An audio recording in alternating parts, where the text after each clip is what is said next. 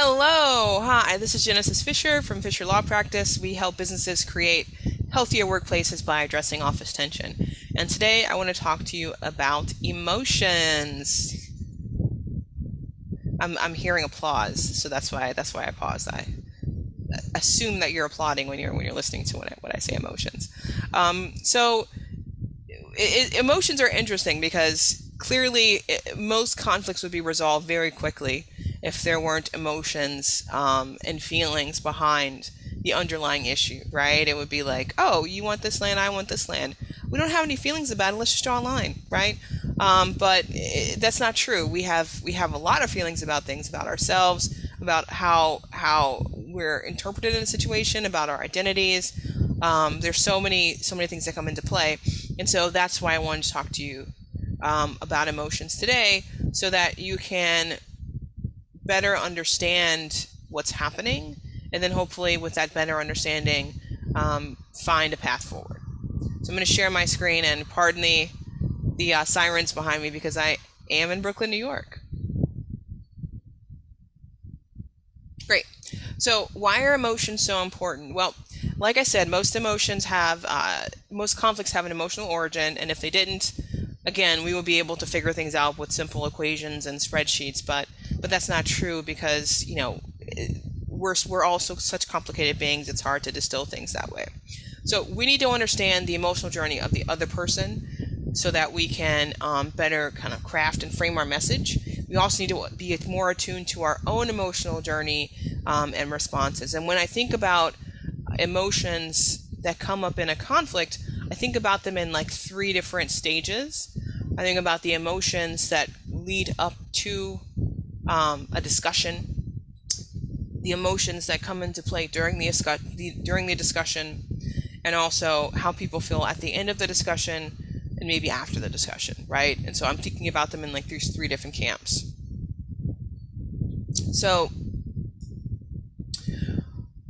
I do a lot of trainings and workshops around conflict resolution, identity and inclusion, and other things for people in the workplace. And when I talk about emotions, when I bring up this issue, I always ask folks, and at this point it's been 1,000, 1,200, 1,300 folks. When you think of conflict, what are the first emotions that come to mind for you? And when I ask this of folks, almost always what's said are anger, sadness, frustration, maybe disappointment, despair, confusion. Those are typically the emotions that people bring up. And they may also talk about phrases like need to get out of here or bye please or something like that. Those are also phrases that come up that are not technically emotions, but certainly reflect how that person's feeling. So I also want to share with you today a little bit more of an expansive view of some of the emotions that come into play. And again, this is not exhaustive at all, but I want you to think a little bit more broadly about what is elicited in a conflict. So this is a list that I created of some common emotions that we see in mediation. And you'll see that the bolded ones, rejected, angry, confused, hurt, frustrated, these are the ones that we hear most often when we do workshops and trainings that people share with us. The ones in yellow, exhausted, insecure, and anxious, those are ones that people don't often think about, but that I see a lot as the impetus for conflict. So I'm sure you can see how someone who is just bone tired and exhausted, how feeling that way, both mentally, emotionally, but also in your body, can help start or extend a conflict, right? There's not a lot of bandwidth. There might be resentment around bringing up certain issues. Small issues might feel bigger if you don't have that same bandwidth. And so exhausted is something that we see. Certainly insecure. I'm sure you can see how if someone's feeling insecure, how that might spark a conflict. Anxious, of course. Lonely is something that people don't often think about, but we also see it.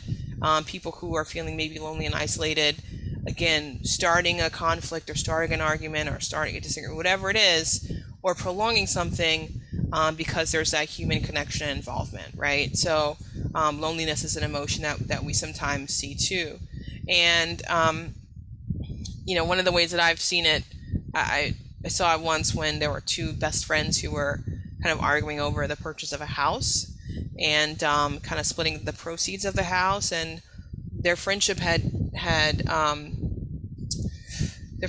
devolved a little bit, and one of them was missing the other one, right? They had been best friends for years, and so one of the reasons why the argument about the proceeds got so heated and ended up in mediation is because that person wanted to spend more time with the other person, to be frank, and wanted to talk about their friendship, right? And so that loneliness, that missing of the other person, was part of the impetus for that mediation session and for trying to resolve the issue in that particular way. So you'll also see the blue, right? And so you'll see proud, powerful, optimistic, protective, and righteous. Okay, so you might be, Genesis, what proud, powerful, righteous? Why are you, I don't even know if that's your voice, but why are you bringing up these words? I thought you were talking about how people feel in a conflict. Well, some people feel positive in a conflict, right? Not everybody feels like every conflict is a negative thing. Okay, so for instance, let's say you are a parent and you're advocating for your kid and getting some kind of program or whatever at the school. So in that particular instance, you might feel very protective of your child. You might be really righteous. You might be actually proud that you're showing up in the way that you're showing up as a parent. Powerful because you know how to advocate to get what your child needs, right? So these are all positive associations and positive emotions that are coming out of this possibly contentious discussion with the school administrator, right? And I'm not making any assumptions here, but I'm just saying this is an example that we've seen. Another time that these positive emotions might come up is when you're advocating not just for a person, but for a cause, right? Maybe it's a political party, maybe it's an identity group, maybe it's your home state, right? But there are times in which people can have arguments or disagreements, or there could be discord or tension where at least one person in the group could have positive associations with that disagreement. I mean, I'm just thinking about Mets and Yankees fans, right? There can be a lot of passion, sometimes fisticuffs, right? Around these two different teams, but underlying all of that is a feeling of like pride, right? And that's a positive feeling, and a feeling of connectedness with their home team, whichever team that might be. So why is this important? Why is it important to think about all of these different types of emotions that can potentially come out or might be the basis of a conflict? Well, when you think about a conflict and only think about negative emotions being attached to it, then it might make sense to say, okay, what is the quickest way we can get through this disagreement and get to the other side, right?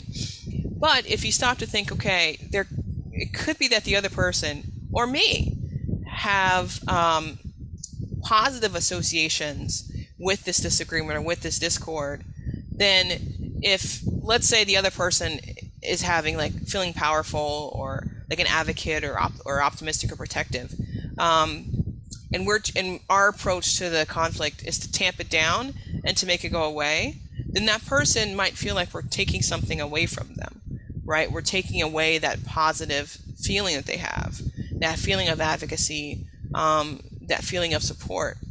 And so that might feel like a loss for them. And that's maybe not the best way to get the result that we want, right? And so this video doesn't give you any, what's the word for it, solutions. But what I hope that it will do is to help you think about the range of emotions that are brought to bear in a conflict. Again, thinking about it in terms of what happens before, during the actual conversation, and then afterwards, right? And so what are the emotions that come to bear for them and for you, how might this impact the discussion?